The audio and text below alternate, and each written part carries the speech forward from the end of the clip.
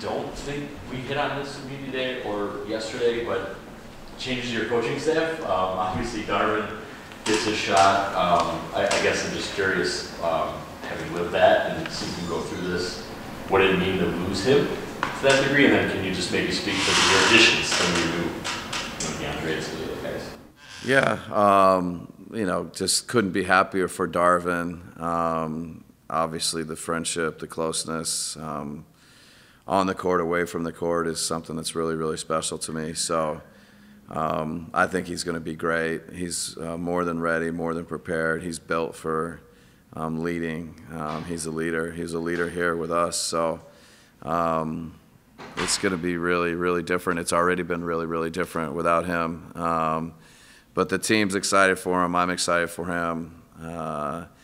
And, I think the backside or the other side of that is, there's more people or new and fresh ideas and new people that you add to the staff. And, starting with Vince LaGarza, I'm really excited that he could be with us, and big believer, kind of where he's been working in Utah and Minnesota and Atlanta, and a couple of great coaches in Quinn Snyder and Tom Thibodeau, and familiar with me, and so that was a great add. And Damari Carroll, is somebody who is taking that next step in life, the next chapter in life, and transitioning from playing, and had a very good playing career, and he and I have that history together, and some special years together, special teams together, and he's just got a great mindset to now coach, and for Blaine Miller to just become a full-time assistant coach, and another young guy that we believe in that's got just so much potential and so much to give us, and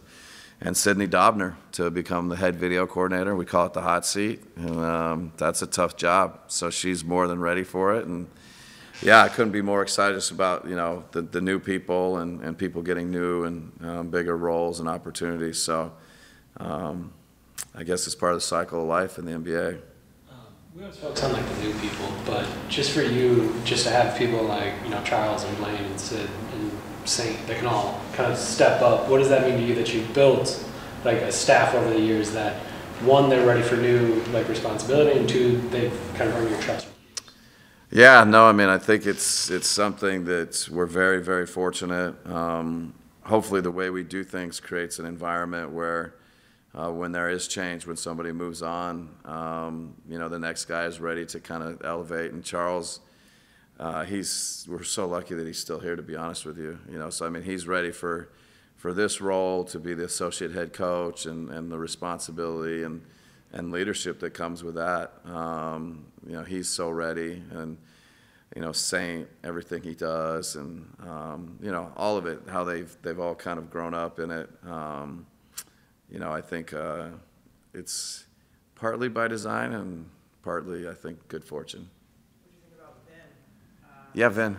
Yeah, and Vin, that's a great call. I think when we decided and when I talked to him about being the head coach of the Summer League, first he was incredibly excited and wanted that opportunity, and was very grateful for it.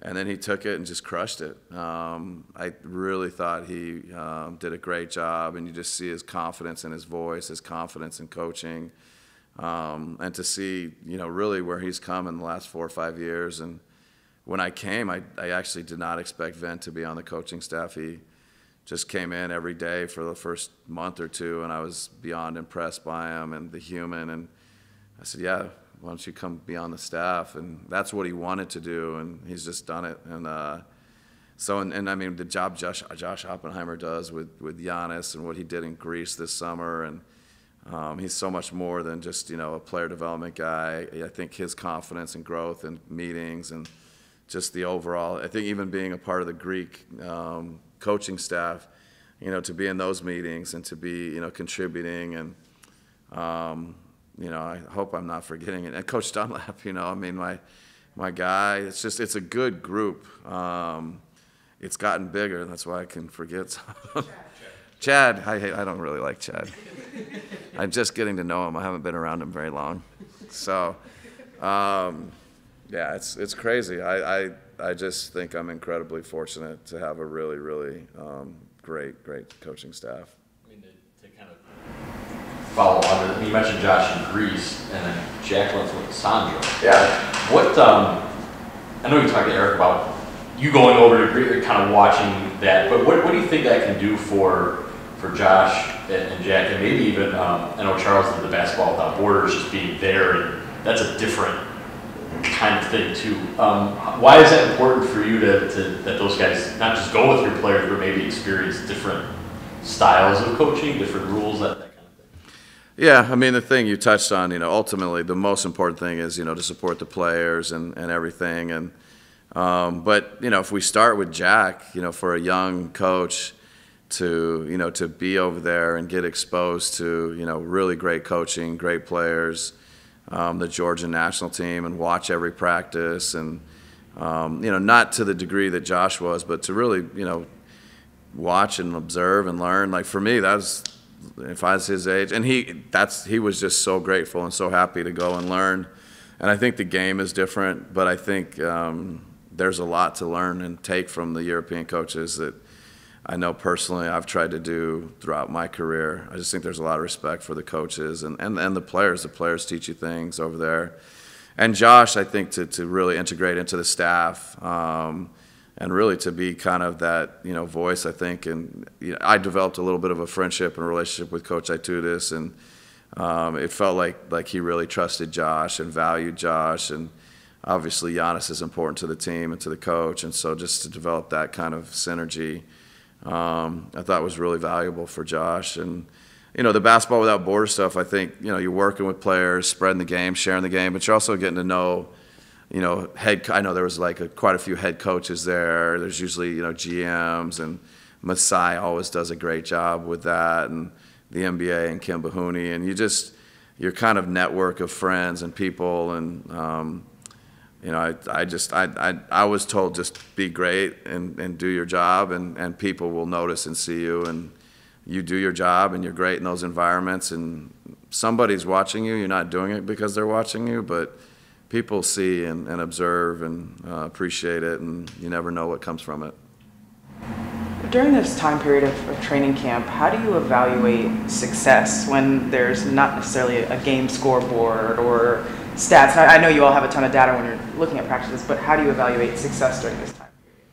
I mean, a lot of it is just, are the guys, really kind of mentally locked in? Are they mentally engaged?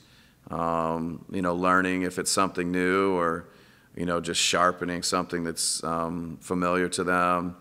Just the competitiveness is a big thing for us. I think we try and make as much a practice, and when there's opportunities and drills, make them competitive, and that always brings out the best in the players. And there's just at some point you got to bring effort, even when it isn't a competition, when it is more learning and relearning, footwork or defensive principles and things like that. You got to do the hard things, you got to do the little things, and that takes effort.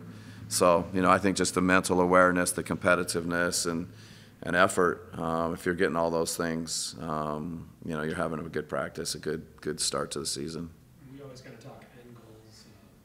When basketball matters, it's probably going to be Chris and Joe kind of on the wing, the 3-4, however you want to say that spot. They're not going to be there at the start of the year. So how do you guys kind of try to approach that here in the preseason and here at the start of the season?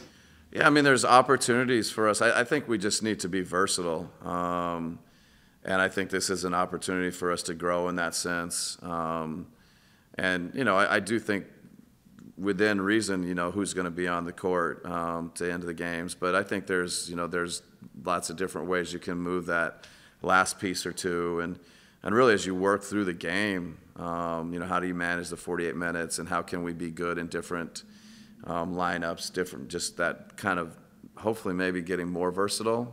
And in a strange way, while Chris and Joe are injured, maybe we can work on some of those things. Every series might call for something a little bit different. So can we be prepared for, regardless of who we're playing? Jordan and Marjan are two guys kind of in that area. What does it mean to have a guy like Damari, who was, an elite NBA 3-and-D wing for years and years and years, to kind of be there to, again, I have no idea how you split up play groups or development groups, but I would assume that can be helpful to have someone so close to the game. Yeah, no, I mean, I think, you know, Marjan's already leaning on him, and you know, I hope Jordan is, and it's just, there's nothing like, you know, players that have, you know, kind of experienced that and really understanding a role and thriving in that role. And that's when you're young. You just want to get on the court. You want to find a way to get your minutes and find a role and find a way where you can help the team win.